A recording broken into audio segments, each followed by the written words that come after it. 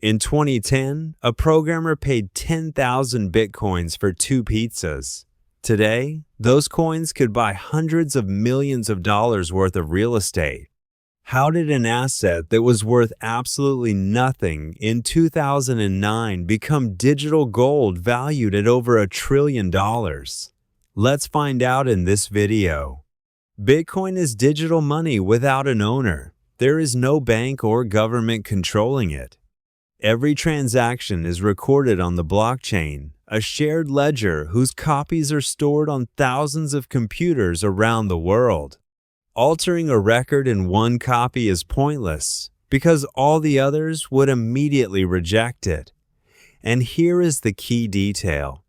There will never be more than 21 million bitcoins. This limit was built into the code from the very beginning. That program scarcity is what makes Bitcoin similar to digital gold. On the 31st of October 2008, at the height of the global financial crisis, an anonymous author using the pseudonym Satoshi Nakamoto published a 9-page document describing a form of money that could operate without banks or intermediaries. On the 3rd of January 2009, Satoshi launched the network and mined the first block. To this day, the person behind that name remains the greatest mystery in the crypto world, as no verified identity has ever been discovered. For several years, Bitcoin remained a niche project for enthusiasts. The first real-world transaction took place in May 2010, the famous purchase of 2 pizzas for 10,000 BTC. Then came the journey toward becoming real money. In 2013, Bitcoin's price surpassed $1,000 for the first time. In 2017, amid growing excitement around cryptocurrencies, it climbed to nearly $20,000 before crashing and entering a prolonged crypto winter.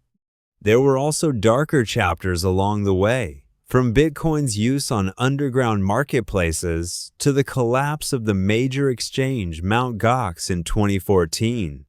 These events cemented Bitcoin's reputation as a highly risky asset.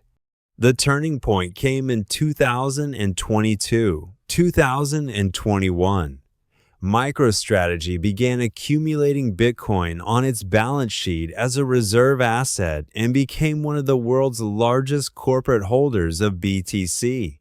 Soon after, Tesla announced its own Bitcoin purchase, and the largest cryptocurrency exchange, Coinbase, went public, a completely new level of legitimacy in the eyes of Wall Street.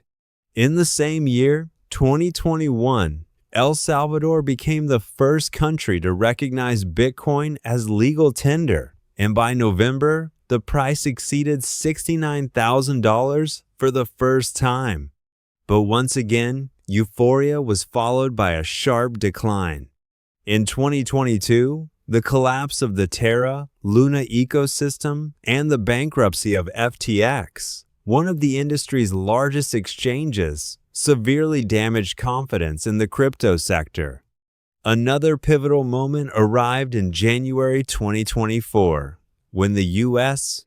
Securities and Exchange Commission approved spot Bitcoin ETFs, exchange-traded funds that allow investors to gain exposure to Bitcoin through a traditional brokerage account without needing a crypto wallet.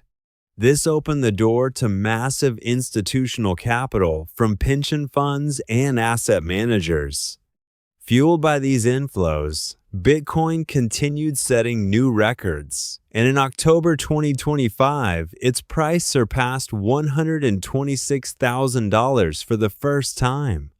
After the record highs of late 2025, the market entered a correction phase. Amid tighter Federal Reserve policy and ETF outflows, Bitcoin retreated significantly from its peak, while its market capitalization currently stands at approximately $1.3 trillion. But the price itself is not the most important story the market structure is.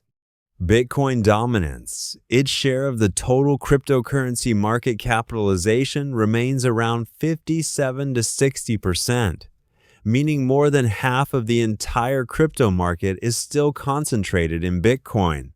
Institutions have stayed involved. Major asset managers continue expanding Bitcoin ETF offerings, while companies such as Strategy remain among the largest corporate holders of BTC. Governments are entering the game. In 2025, 2026, several countries, including Brazil and Kyrgyzstan, announced plans to include Bitcoin in their national reserves.